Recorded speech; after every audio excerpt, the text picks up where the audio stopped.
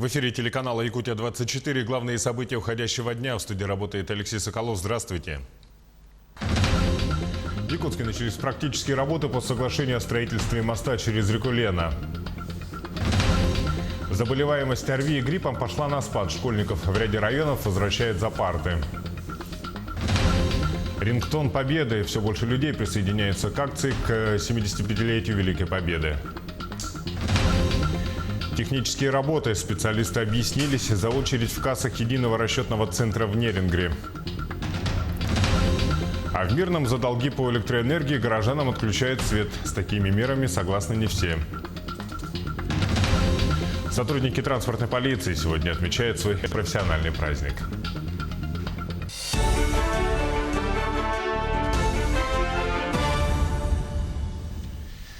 В Якутске начаты работы в рамках соглашения о строительстве и эксплуатации моста через реку Лена. На месте будущего строительства разместили 4 буровые установки для старта изыскательных работ.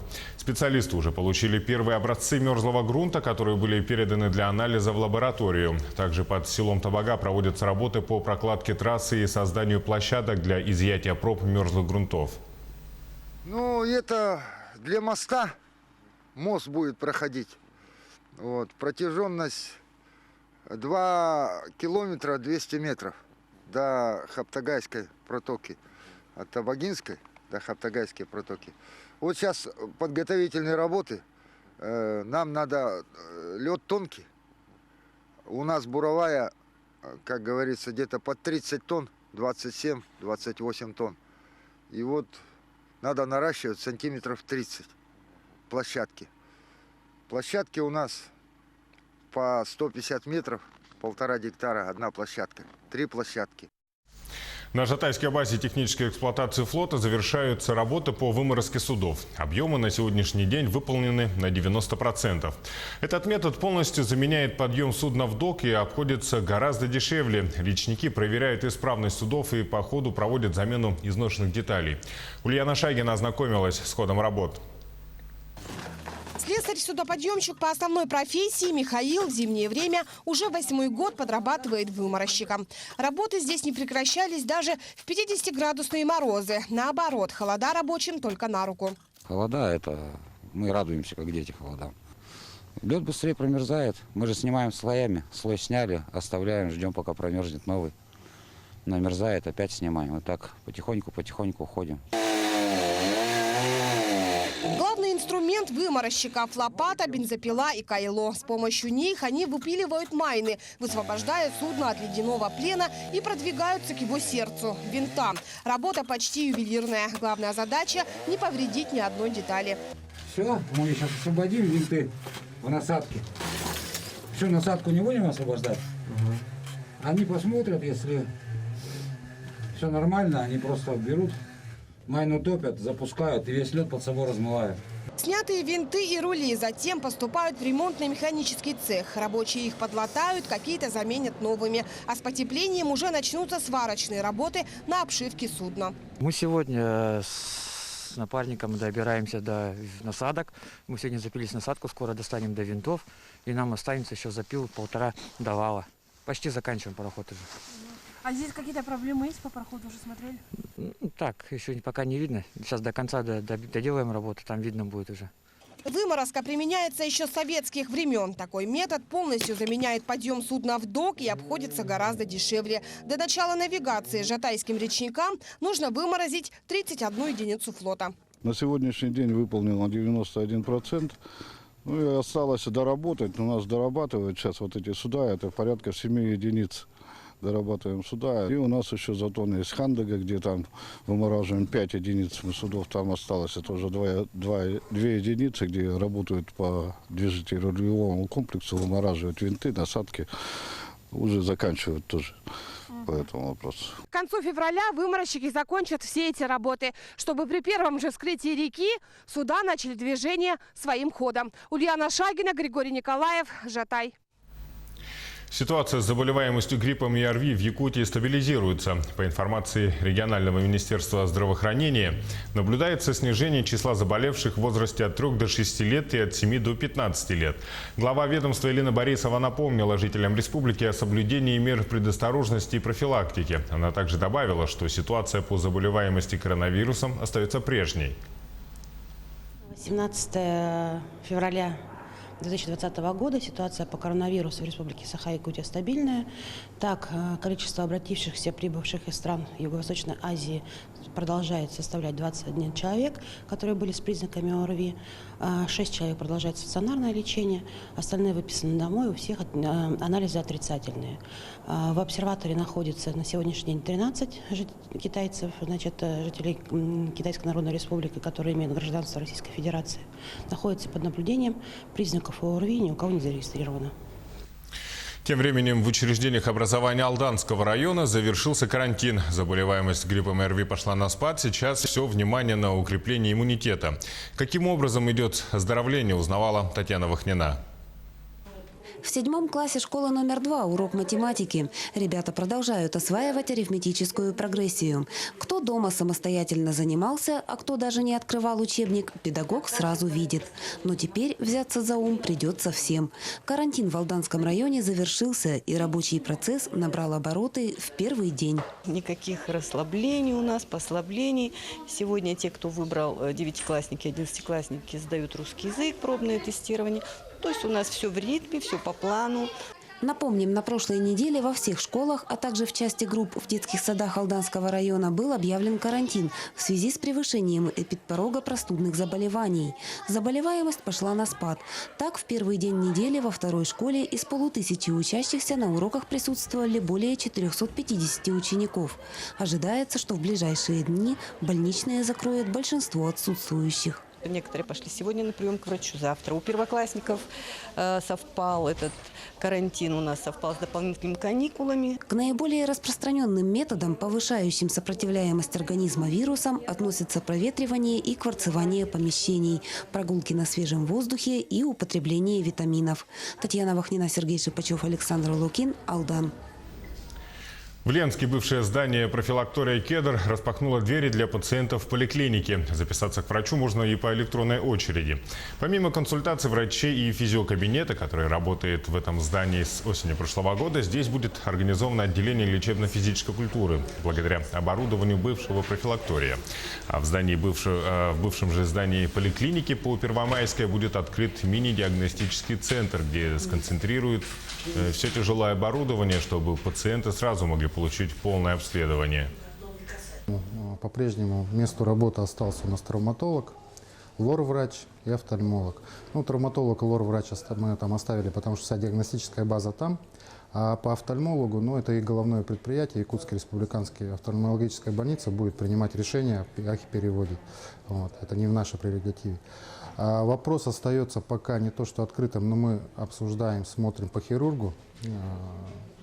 Тоже он привязан к диагностической базе. Возможно, мы примем решение, что туда его переведем. Возможно, дополнительную информацию дадим.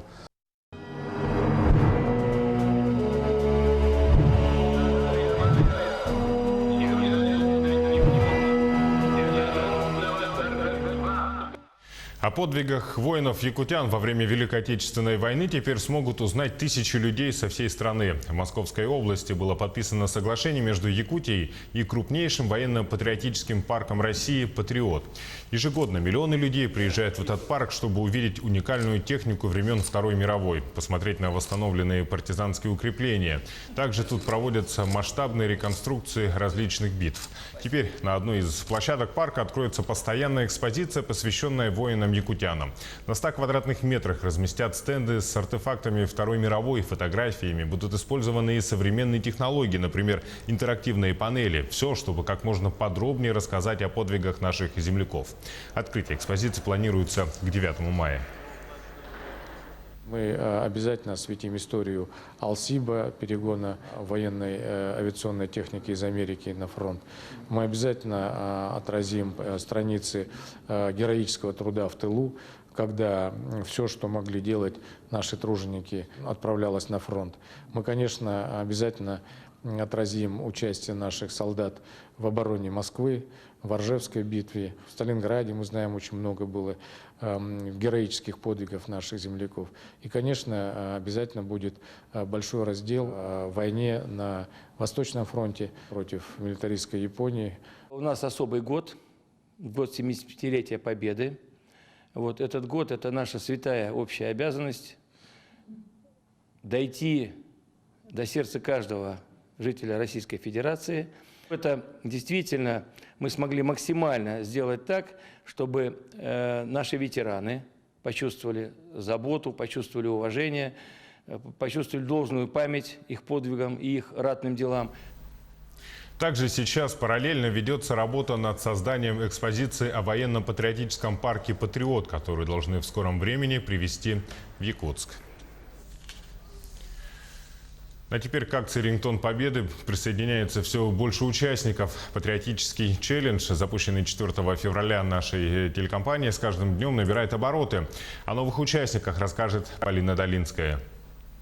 Вместо модных мелодий на телефоне звучит песня военных лет. 4 февраля генеральный директор НВК «Саха» Олег Марков запустил акцию, посвященную 75-летнему юбилею Победы в Великой Отечественной войне «Рингтон Победы». И с каждым днем растет количество присоединившихся.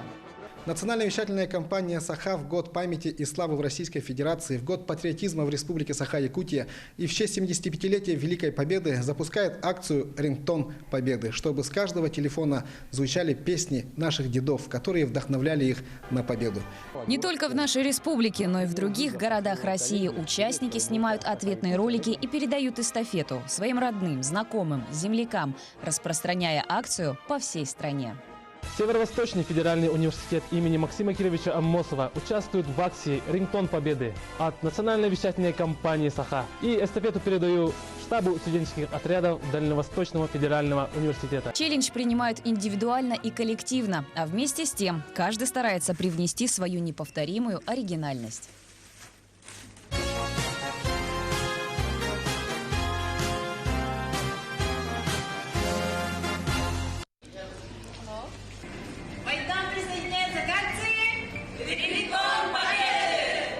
К челленджу присоединились министерства и ведомства, деятели культуры и искусств не только республики, но и страны.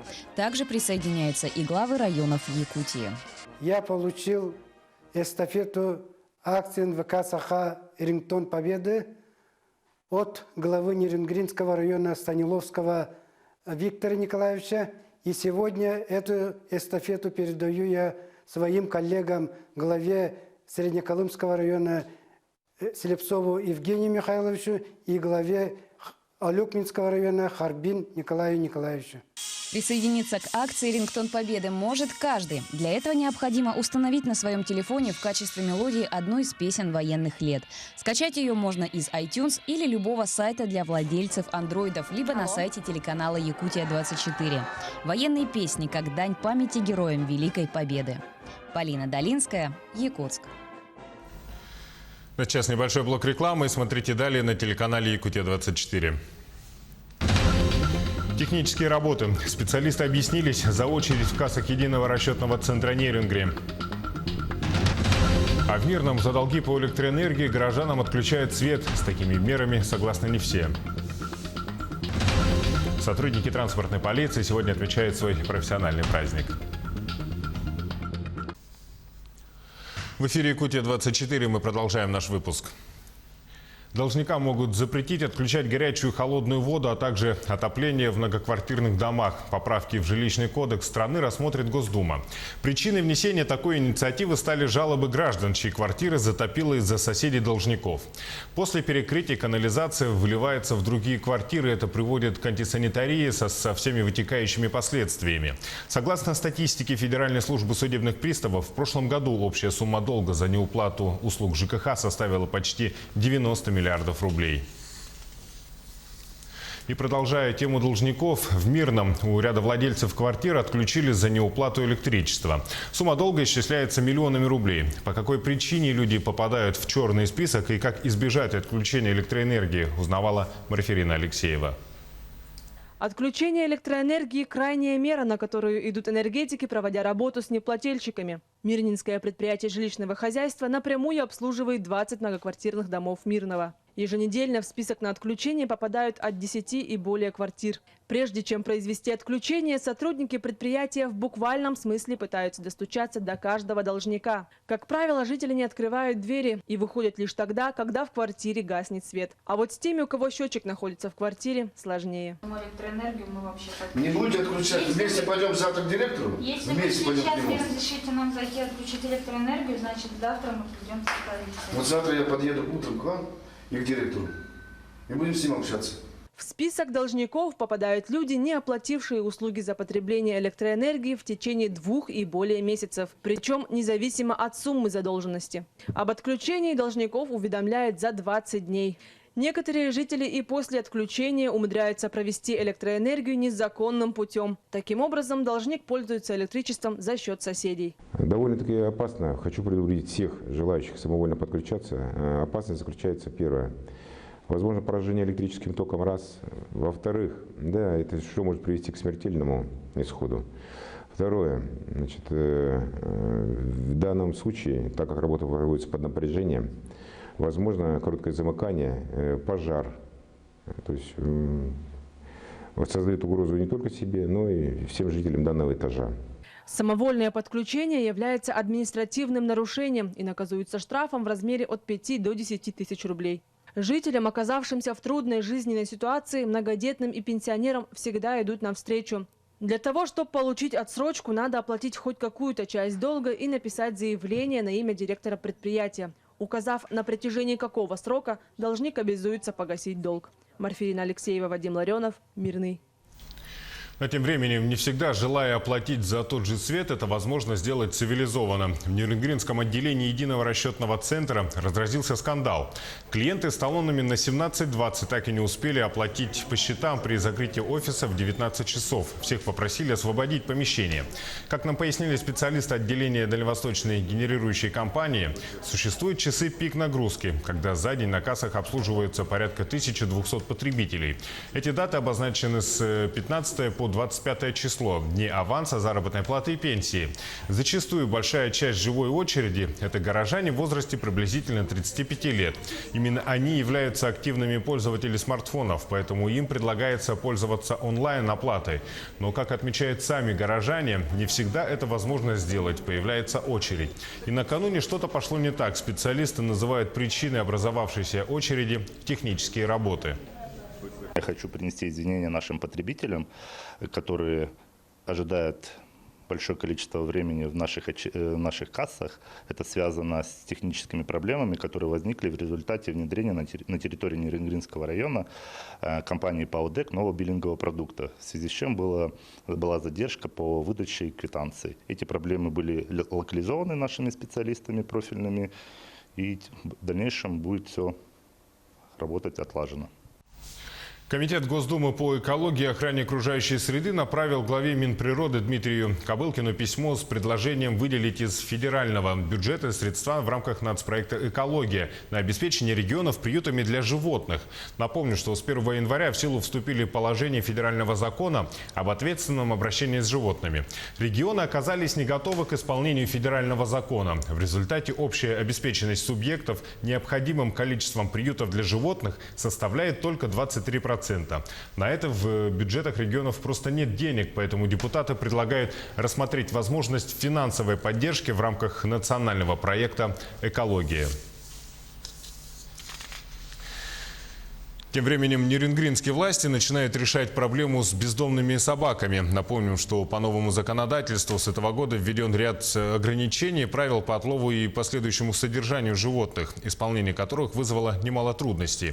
О том, какой выход нашли в столице Южной Якутии, расскажет мой коллега Сергей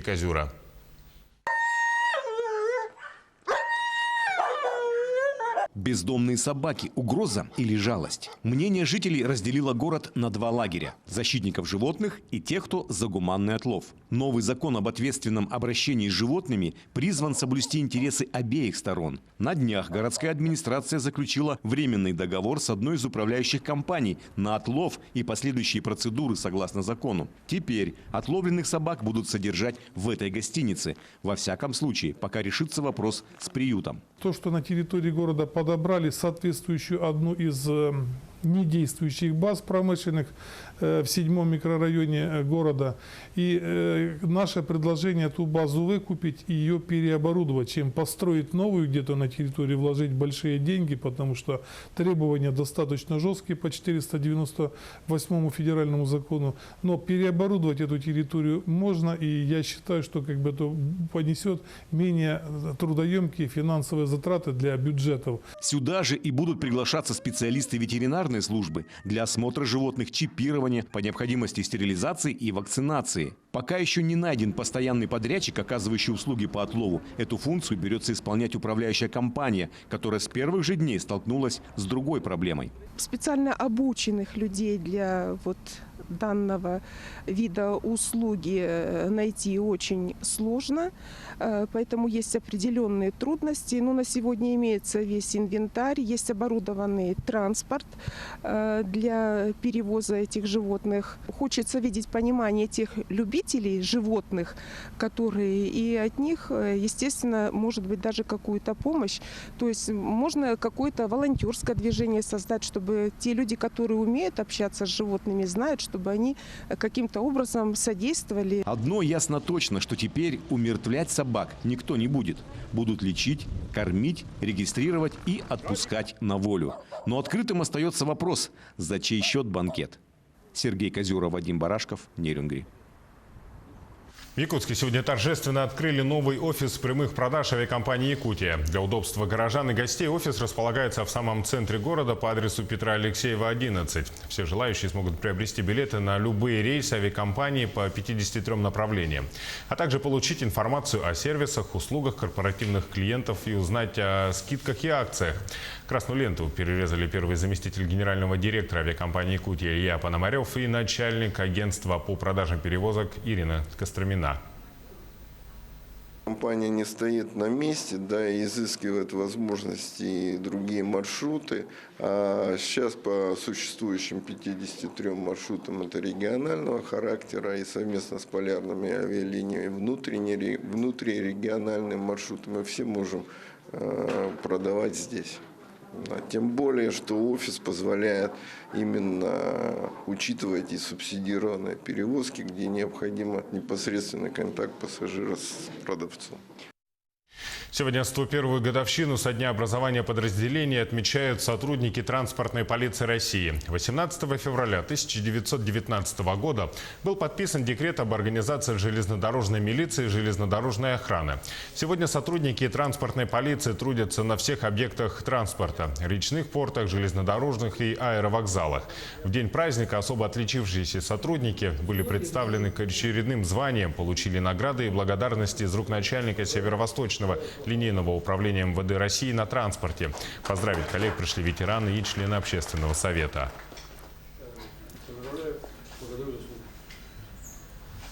Лучшие сотрудники транспортной полиции Якутии сегодня удостоились поощрения и наград от министра внутренних дел России, а также от Управления на транспорте МВД России по Дальневосточному федеральному округу. По результатам исследования, мониторинга, изучения общественного мнения, подразделения полиции на транспорте, уровень доверия граждан возрос на 13%. Это говорит о том, что сотрудники транспортной полиции достойно несут свою службу. И наш следующий материал о том, как на деле трудятся сотрудники транспортной полиции. Наш корреспондент Юрий Осипов изнутри изучил обеспечение безопасности в аэропорту Якутска и ЖД-вокзале в Нижнем Бестяхе. За сутки через аэропорт Якутска проходят более 2000 пассажиров. Служба сотрудников правопорядка начинается возле рамки металлоискателя. Именно ее первой видят люди, заходящие в здание аэропорта. И именно на этом первом рубеже, как нам сообщили, выявляется больше всего правонарушений. И пассажиры иногда бывают моменты, что не замечают, что у них в личных вещах, в сумках находятся ножи, патроны. Вот. И здесь их служба авиационной безопасности останавливает, и мы проводим досмотр. Следующая стадия проверки пассажиров – это документы. Для этого при паспортном контроле сотрудники пользуются спецоборудованием. Он служит для того, чтобы выявлять людей, находящихся в розыске. Все это подсоединено к общей базе данных. Прикладываем паспорт, либо это гражданин Российской Федерации, либо это водительское удостоверение, либо загранпаспорт гражданина Российской Федерации, либо загранпаспорт иностранца. Третий пост в зале прилета. Здесь проверку проходят уже прибывшие пассажиры. Помимо постов, на которых несут службы сотрудники транспортной полиции, они также проводят постоянное патрулирование территории аэропорта. В этом им помогают кинологи. Четвероногие служители закона помогают найти то, что не могут увидеть глаза или обнаружить приборы. У данной собаки поиск и обнаружение взрывчатых веществ. Она проходила обучение в Егорьевской школе по подготовке специалистов-кинологов полтора года назад. На данный момент работает, приносит результаты. Транспортная полиция стоит на страже безопасности пассажиров на всех объектах транспортной инфраструктуры. В декабре прошлого года линейный пункт полиции открылся на железнодорожной станции Нижний Бестях. Проблема в основном возникает с тем, что многие люди не знают, что, да не многие люди, практически все, не знают, что курение в общественных местах, так как и на любом транспортной инфраструктуре запрещено, и распитие алкогольной продукции также. Никто, в общем, не знает, грубо говоря, и все нарушают. Пассажиропоток на станции составляет порядка 200 человек в день. Ежедневно сотрудники транспортной полиции сопровождают 6 пассажирских поездов. Но это не значит, что сам вокзал остается без охраны. Сотрудники правопорядка продолжают нести службу и на самой станции. Основная задача стоит — это охрана общественного порядка. То есть на моей должности стоит именно встреча там пассажирский поезд встретил, да, проводил. Народ. Смотришь за порядком на вокзале именно. А на маршруте это все находится, вся станция, по сути. Ответственность, лежащую на сотрудниках транспортной полиции, сложно переоценить. Протяженность железной дороги в республике до границы с Амурской областью составляет порядка 900 километров. За вековую историю линейное управление МВД стало самостоятельным подразделением, которое обеспечивает безопасность граждан на всех видах транспорта на земле, воде и воздухе. Юрий Осипов, Джилустан Иннокентьев, Якутск, Нижний Бестях. Телеканал Якутия-24 следит за развитием событий. Не переключайтесь, оставайтесь с нами. Удачи вам.